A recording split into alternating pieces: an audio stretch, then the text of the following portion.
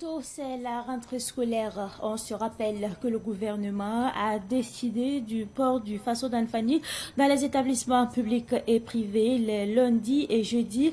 Le commissaire général du Salon international du textile africain CITA, Abdoulaye Mossé, salue la volonté du gouvernement à promouvoir le faso d'Anfani. Il invite par conséquent les acteurs du textile à accompagner le gouvernement. Vous l'entendrez dans ce journal.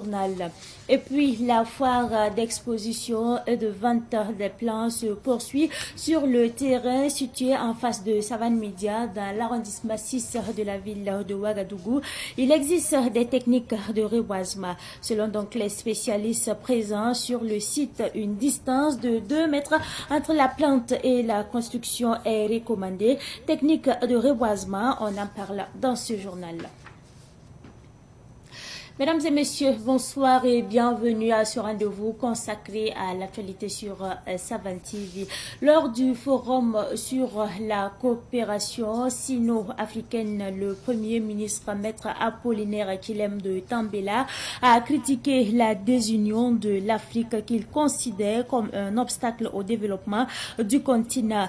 Maître Apollinaire Kilem de Tambela a dénoncé l'attitude de certains dirigeants africains qui complotent contre leurs pairs sous l'influence de puissances étrangères. Selon le chef du gouvernement, Maître Apollinaire Kilem de Tambela, une Afrique unie faciliterait les négociations internationales, notamment avec la Chine, et accélérerait les prises de décisions pour le développement et l'industrialisation. Le commissariat général du CITA, le Salon international du textile africain, félicite le gouvernement pour sa décision du port généralisé du faso d'Anfani dans les écoles, collèges et lycées. Mais il demande au gouvernement d'exiger des pagnes de qualité en quantité et surtout à des prix réduits. Fatih Sankara est allé à la rencontre du commissaire général du CITA, Abdoulaye Mossé.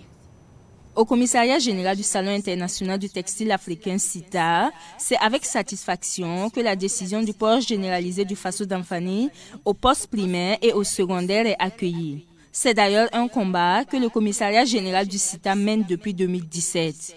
La 4e édition du CITA était axée sur cette thématique. Cependant, le commissaire général du CITA attire l'attention des décideurs sur la qualité des tenues qui doivent être commercialisées sur le marché. Si au niveau des normes, quelque chose n'est pas défini, il va sans dire que avec le gain facile, les uns et les autres risquent de mettre à la disposition des parents d'élèves des tenues qui ne pourront pas tenir durant les 8 mois. En ce moment, et ce qui va se passer, les gens seront dessus de la mesure. Et Dieu seul sait par quels moyens l'ensemble des acteurs ont travaillé pour qu'on aboutisse à de telles décisions. Je demeure convaincu que le ministère va insister pour demander des normes pour qu'on ne trouve pas, après 4 ou 6 mois, des tenues déchirées. Parce que les tenues des enfants sont appelées à supporter des sacs. Donc, il va falloir donner des consignes, soit on double au niveau des épaulettes. Ce que les stylistes le savent mieux que nous. La qualité de la teinture devra être au plus haut point afin d'éviter des effets secondaires sur la peau des élèves. On ne doit pas laisser tout type de teinture toucher la peau des enfants. Si les fixateurs ne prennent pas, il va sans dire que en cas de pluie, tu vas voir la teinture sur la peau des enfants. On ne sait pas si ça peut irriter ou ça peut donner d'autres problèmes. Tout ça, il faudra mettre en garde les uns et les autres pour qu'ils produisent de bonne qualité. Parce qu'avec la sueur et la pluie, si les fixateurs ne prennent pas, s'il y a des défauts de fixation lors de la teinture, ça va poser des véritables problèmes de santé au niveau des enfants. Et quand on arrive à cela, tout le monde qui s'est battu, tous ceux qui se sont battus pour qu'on puisse atteindre ce résultat-là, c'est tout le travail qui tombe dans l'eau. Sans oublier également le coût afin de faciliter l'accessibilité aux parents d'élèves. On ne se retrouve pas quand on voit que le Burkina Faso produit abondamment et il exporte 95% de sa production de coton à l'extérieur, et que pour le peu que nous transformions, on a du mal à trouver des fils moins chers. Tant que les fils seront toujours en un coût inaccessible pour ces pauvres dames, ils ne peuvent pas fournir du faso d'Anfani à la portée des parents d'élèves. Donc, il va falloir que le gouvernement décide de revoir la structure du prix. Quand je dis la structure du prix, c'est tout ce qui concourt à donner le coût du faso d'Anfani au consommateur final. Mais tant qu'on ne pose pas ça sur la table, discuter franchement, les pauvres dames vont payer tout le temps le faso d'Anfani, les fils du coton, très cher, et produire du faso d'Anfani qui devient du luxe pour les mêmes Burkinabés et qui veulent la promotion aussi également. Ce qui manquait avant, c'est la volonté de porter. Du moment où il y a la volonté de porter, essayons de revoir les prix. Quant à la disponibilisation du faso d'Anfani au profit des élèves, il faut l'implication de tous les acteurs. C'est une condition qui va aboutir à la généralisation du port du faso d'Anfani dans tous les lycées du Burkina. Des forums sur le faso d'Anfani, comme ça a eu lieu la dernière fois, le CITA n'a pas été invité.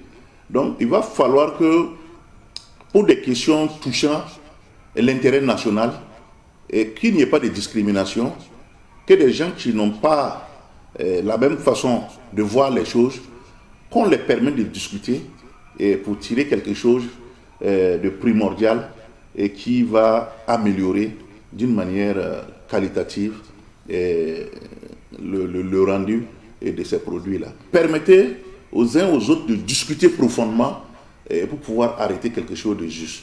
De toutes les façons, le CITA est prêt à apporter son expertise pour le respect de la mesure.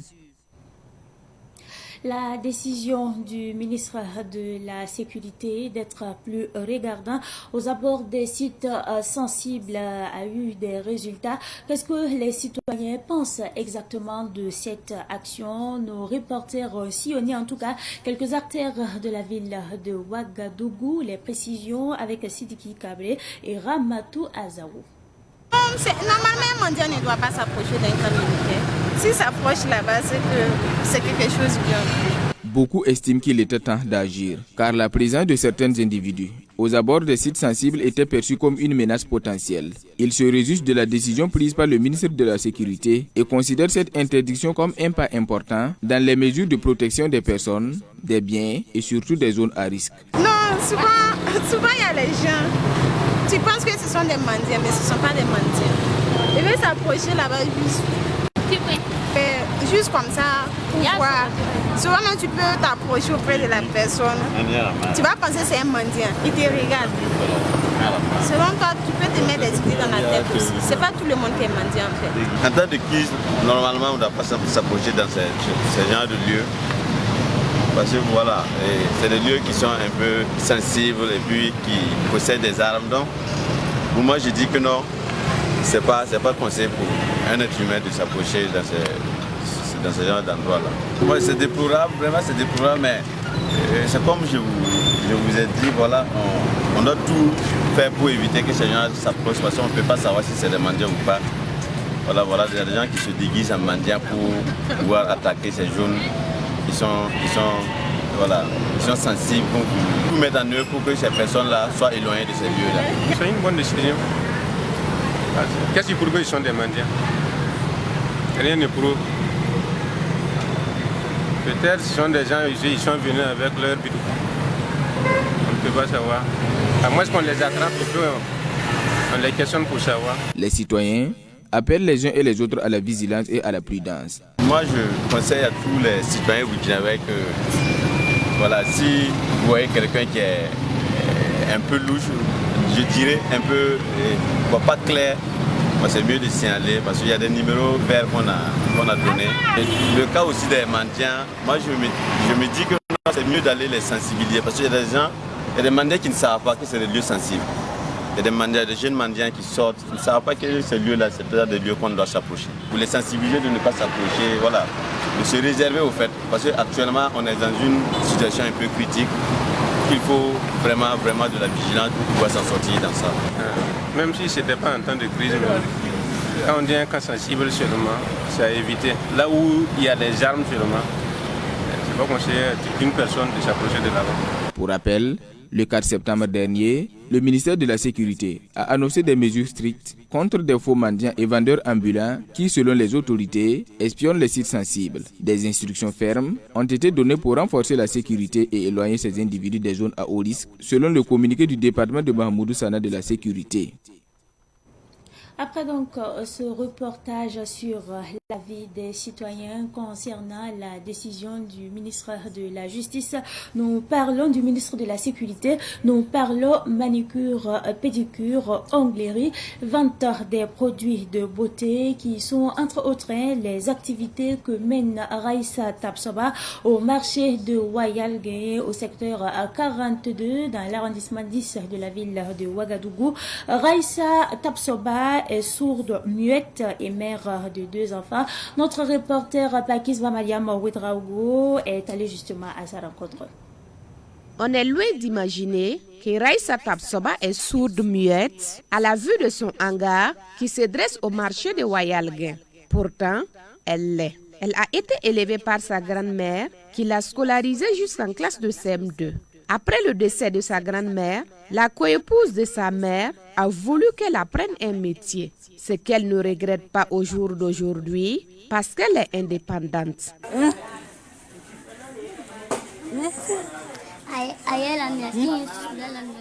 J'ai été émerveillée par ce travail, raison pour laquelle je l'ai choisi. Et maintenant, j'ai de la clientèle. Je pense que ce que je fais est bien vu par ma clientèle. Quand je fais la manicure pédicure, je fais les rajouts aussi.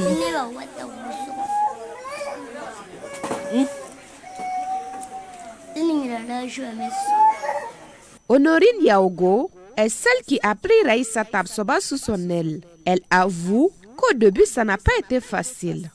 Au début, c'était très difficile parce qu'on ne se comprenait pas. Quand elle fait ses mouvements, je suis là, je la regarde, je ne sais pas quoi répondre. Mais il faut qu'elle insiste sur ce que moi, je puisse comprendre ce qu'elle veut dire. Bon, au fur et à mesure, moi aussi, je parlais même chose comme elle. On se comprenait. Bon, même les clients, quand d'autres viennent, il y a d'autres qui n'acceptent pas qu'elle apprenne avec eux. Il y a d'autres aussi qui acceptent. Au fur et à mesure, comme on a duré ensemble, maintenant, si les clients viennent là, ils acceptent. Donc, elle apprend. Mais aujourd'hui, c'est bien. Elle apprend, elle peut faire pédicure, laver proprement les pieds, placer les ongles, faire de jolis dessins. Fadila Toudera est la première fille de Raissa Tapsoba. Elle fera la classe de CE1 à la rentrée prochaine. À force de pratique, elle maîtrise le langage des signes. Elle sert aujourd'hui d'intermédiaire entre sa mère et les tierces. J'apprends les signes pour pouvoir aider ma mère. Quand j'ai faim, c'est avec des signes que je communique avec elle. Pour échanger avec elle aussi, je fais des signes. Les clientes sont satisfaites du travail de Raissa Tapsoba. À l'image de Afissatou Kantarba, qui fait ses manucures pédicures, ses ailes, depuis 2021. C'est une femme battante. Elle fait bien son travail depuis que je l'ai connue. Je viens ici parfois parce que réellement, elle fait son travail avec amour. Et réellement, je peux dire que si réellement elle gagne d'aide vraiment, elle peut agrandir son business. Les clientes ne viennent pas toujours de loin. Marina Wango est la coépouse de Raissa Tapsoba. De temps en temps, elle passe se faire chouchouter sur sa coépouse. C'est ma coépouse, mais quand on s'est connus, elle est ravissante. Elle a trop d'amour avec les gens. Donc, avec son atelier aussi, elle avance un peu. Donc, avec ses clients aussi, tout le monde l'aime. Vous voyez. Donc, nous aussi, nous sommes un peu ses clientes, quoi. On vient ici de temps en temps, les gens apprécient son travail. Donc, si on pouvait la soutenir, elle va aller en haut, quoi. Voir Raissa Tapsoba se débrouiller seule actuellement est une fierté pour Honorine Yaogo. D'avoir fait ça, vraiment, je suis très contente. Je suis très contente d'elle. Parce que quand je la regarde et je vois que c'est à cause de moi elle est devenue ce qu'elle est, je suis très contente. Il y a beaucoup de gens qui viennent m'apprécier ici. Ah madame, tu as gouré avec la fille là, hein? Voilà, aujourd'hui, oui, c'est comme ça. Je suis très contente qu'on m'apprécie même. Donc, elle est devenue comme une fille pour moi. Donc, je suis très contente. Pour les nouvelles clientes qui pourraient ne pas pouvoir communiquer tout de suite avec la spécialiste sourde-muette, les prix des prestations sont affichés. Raissa Tapsoba est située à l'entrée nord du marché de Wayalguin. Elle travaille tous les jours, sauf les lundis. Faire en sorte que les centres de santé ne soient pas des nouveaux nids de maladies, c'est l'objectif que s'est fixé Aimé Guibila, garçon de salle au centre hospitalier universitaire de Bordeaux. Il met à profit ses temps libres pour organiser des opérations spéciales de salubrité dans les petites formations sanitaires CSPS, CM, CMU, publiques et comme privées. Les précisions avec Yacouba Kiemtouri. Inaugurée le 18 mai dernier, la maternité du CSPS de Manga S reçoit la visite des donateurs. Cette infrastructure de 8 salles, l'ambulance et le château d'eau sont le fruit d'un financement de l'association des Burkinabés de Manga S basée en Italie et de ses donateurs et partenaires. Parmi eux, la facilitatrice Giuseppina Campana, une Italienne. On est là pour visiter la construction de la maternité. On remercie les autorités, les médecins. Vraiment, on est fiers. Les membres qui sont là, et quand on regarde en haut, c'est ABDME, l'association burkinabé de Manga S en Italie. En plus, quand vous regardez aussi, il y a l'association X-Digasor, qui est la dame. C'est elle, la mère de l'association, qui a réalisé ce projet. Il y a une autre association qui nous a fait un don de l'ambulance. Il y a une autre association qu'on appelle Solidarité Humana, voilà, qui nous a aidés avec beaucoup d'autres matériels. Pour les responsables du CSPS, ce don vient à point nommé. C'est vraiment dire merci. Merci parce que quand on fait quelque chose qui plaît à quelqu'un, le mot qu'on peut dire, c'est merci. Vraiment, ça nous a soulagé un peu. Vous allez voir que l'ancienne maternité là, toute femme qui vient, il faut la confidentialité et l'intimité. Mais pourtant, l'ancienne maternité, c'était une petite maisonnette. C'était vraiment difficile. Cette visite coïncide avec la vaccination de routine contre le paludisme au sein du CSPS. Les femmes luttent beaucoup. Ils traversent les bas-fonds pour venir assister, faire la vaccination de leurs enfants. Nous les encourageons beaucoup parce que c'est vu, en fait, tous ces problèmes-là que en fait, nos frères vivant en Italie ont pensé nous accompagner dans la prise en charge de nos enfants, de nos mères et de nos parents.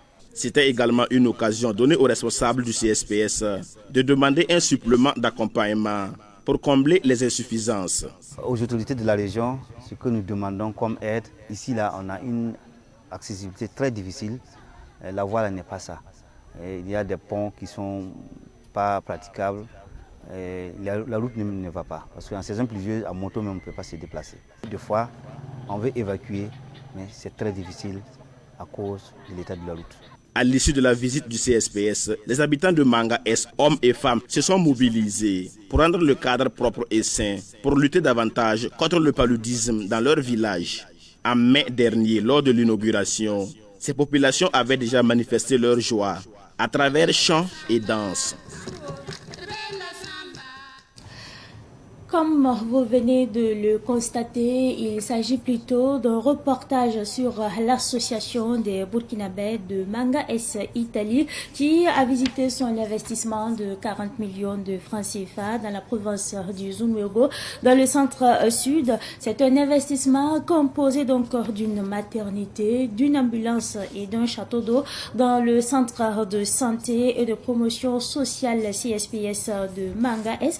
Et je rappelle que c'est un reportage qui nous a été donc proposé par notre reporter Ahmed Joël Compaoré. Retour justement sur ce reportage de Aimé Guibala, celui-là même qui a décidé donc de mettre à profit ses temps libres pour organiser des opérations spéciales de salubrité dans les petites formations sanitaires telles que CSPS, CIM et CMU, publiques comme privées. Précision avec Yacouba Kiamtori. Aimé Gibila, garçon de salle au CHU de Bogodogo, ne se donne pas de repos quand il n'est pas de service dans l'un des plus grands hôpitaux du Burkina. Ces temps libres sont mis à profit pour remettre en bon ordre les petites formations sanitaires dont les services de nettoyage laissent souvent à désirer. Mes jours de repos, j'utilise ça pour décontaminer les CSPS en décontaminant les matériels. Ici, avec sa petite équipe, Aimé Gibila frotte les murs, nettoie les plafonds et décrasse les zones souvent oubliées par les nettoyeuses du quotidien. C'est ainsi que le centre médical islamique Ridwan est rendu propre aujourd'hui. Nous, on éradique les étoiles d'araignée, on nettoie les brasseurs, on enlève la poussière sur les murs, on nettoie les liquides biologiques versés sur les murs, on les décontamine. Certains malades peuvent venir, comme ils sont malades, ils vont cracher sur les murs. D'autres, il y a du sang sur les murs. Donc, je décontamine et je nettoie propre. Avec les lits des malades, on les décontamine et qu'on les nettoie propre. Avec un produit de décontamination mélangé d'un anti-moustique dès notre passage dans ce lieu, on peut faire une semaine sans voir de moustique dans ces lieux-là. En plus de la propriété des centres médicaux, Aimé Gibila apporte son soutien aux personnes qui ont des fractures. Avec son système d'artères fabriqué localement, il soulage de nombreux patients accidentés. J'ai vu dans mes idées pour pouvoir créer ces prothèses-là, pour pouvoir aider les malades les gens qui font de l'accident, les accidentés. Donc c'est quelque chose qu'on utilise pour immobiliser le pied, pour que ça ne bouge pas. Donc on a fait un essai avec l'échographie. Ça prouve que ça ne cache pas l'image. Donc ça voit clair quand on fait une échographie. J'ai fait ça, j'ai vu qu'il y en a en manque. Les gens ont besoin de ça pour pouvoir bien faire leur travail. Parce qu'on n'a pas de prothèse aussi adéquate pour pouvoir mettre, si ce n'est pas le carton. Mais j'ai créé ça pour que ça puisse remplacer le carton. Aimé Gibila et sa petite équipe font tout cela avec les moyens de bord. Ils disent avoir besoin d'un coup de pouce pour faire encore mieux. Financièrement, ça ne va pas. On n'a pas de matériel aussi pour nettoyer. Souvent, si je pars travailler dans un coin, pour finition, il peut me donner des gants, des raclettes et puis des torchons pour que je puisse travailler. Mais les conditions sont limitées. Il n'y a pas de moyen de payer les matériels là-bas. Je voudrais solliciter tous ceux qui peuvent contribuer à ce qu'on arrive à garder les hôpitaux très propres. On aurait diminué les infections nosocomiales. Cet appel résonne au-delà des murs du centre médical islamique Ridwan, rappelant l'importance de préserver des conditions d'hygiène optimales dans tous les établissements de santé, surtout dans un contexte où la santé est une priorité. Les techniciens sont toujours actifs à la foire d'exposition, vente des plants du centre Bangrenoma. Ils donnent des conseils utiles aux clients qui plantent les arbres à domicile. Le point avec Ahmed Joël Compaori. Parmi les plantes exposées à la foire du centre Bangrenoma, il y a celles qui font peur à cause de leur relative nuisance. Par exemple, pour certaines plantes, les racines peuvent passer en dessous et se glisser sous un bâtiment ou un mur et causer sa chute. Il y a certaines plantes, lorsqu'on les met auprès des murs ou d'une maison dont la fondation n'est pas bien faite, ça peut affaisser le mur là ou la maison. Par exemple, si vous mettez le caïcédra à côté des murs et que la fondation n'est pas solide, à la longue, parce que le caïcédra a besoin de se développer, en se développant, si les racines se développent, à un certain moment donné, vous allez voir que les racines vont commencer à se soulever et être un peu superficielles. Et en soulevant la terre, ça peut soulever le mur, affaisser le mur et le mur peut tomber. Selon le code civil, la distance entre une plante et une maison est de 2 mètres. Le pépiniériste conseille donc de respecter cette distance. Pour éviter ça, je peux dire qu'aux alentours des murs, peut-être c'est aller peut-être à 2 mètres. Je pense qu'on a au moins un espace de 2 mètres du mur pour pouvoir faire peut-être une plantation. Parce que c'est l'espace qui nous est réservé si j'ai bonne mémoire. Maintenant, si c'est à l'intérieur de la cour, on peut avoir un espace loin du mur, voilà, qu'on peut qu'on peut aussi les planter. En plus de ces plantes, il y a aussi l'eucalyptus ou filao, qui est présenté comme une plante qui assèche les sols. D'abord, je pense que c'est une plante qui assèche le sol. Ça veut dire qu'il rend le sol encore pauvre.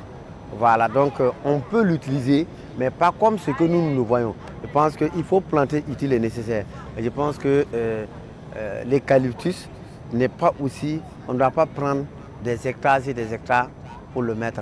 Malgré ces nuisances de l'eucalyptus, il s'agit d'une plante médicinale utile dans le traitement des maladies, des voies respiratoires et de la peau. Vous allez voir que l'eucalyptus peut-être dont les gens négligent. Et pourtant, si vous partez en Europe, les gens dédient d'autres espaces pour sa production. Par exemple, ceux qui font le miel mollo-floral. Voilà, donc il ne faut pas voir aussi le côté négatif de la plante, mais il y a d'autres avantages liés à la plante également que vous pouvez utiliser. Et ce miel-là également est thérapeutique. Pour ceux qui ont des problèmes vraiment, par exemple les ulcères, si vous utilisez par exemple la cire du miel, de l'eucalyptus, n'importe quel miel, si vous utilisez la cire, ça peut guérir également les ulcères, ainsi de suite.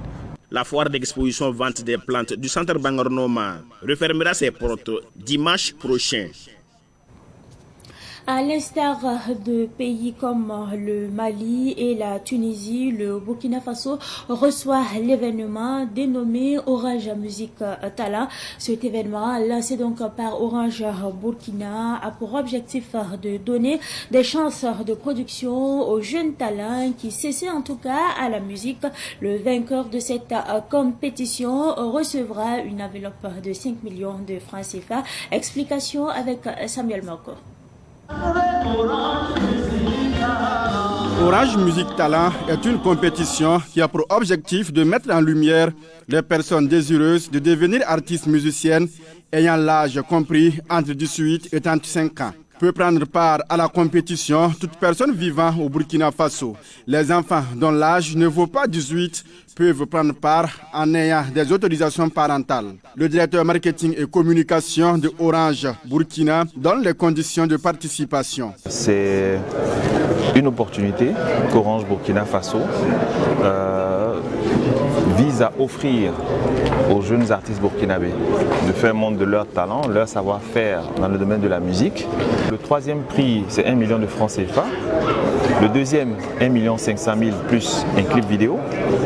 Pour le premier, c'est un clip vidéo, 4 chansons enregistrées, un mini-album, un clip vidéo et la somme de 5 millions de francs CFA cash. Pour s'inscrire, les candidats doivent se rendre sur Maxit, faire un acapella de 3 minutes et envoyer. Les candidats présélectionnés seront appelés à se produire devant un jury. À l'issue des auditions, 26 candidats vont être retenus sur l'ensemble des 13 régions. Plusieurs villes seront sillonnées par Orange Burkina. Nous irons partout trouver nos talents qui s'y seront inscrits au travers de notre application Maxit. Donc c'est gratuit. Il suffit de rentrer à l'intérieur de Maxit. Vous verrez l'onglet Orange Music Talent. Vous cliquez, nom, prénom, référence de pièce d'identité et un acapella de 3 minutes maximum. C'est une aventure qui va sillonner les différentes villes du Burkina. 11 au total.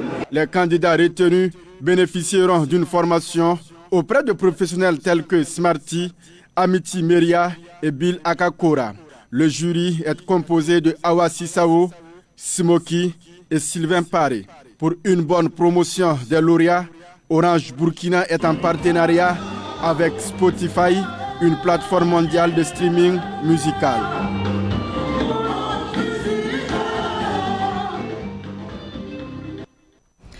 Cette pensée positive avant de refermer cette édition, évitons la méchanceté dans la vie. Ça ne sert à rien d'amener des gens à détester une personne parce que tout simplement vous n'aimez pas cette personne. Nous vivons dans un monde où l'honnêteté a perdu sa valeur. Apprenons à cultiver ces valeurs entre nous. C'est tout pour cette édition que j'ai pris d'ailleurs du plaisir à vous présenter.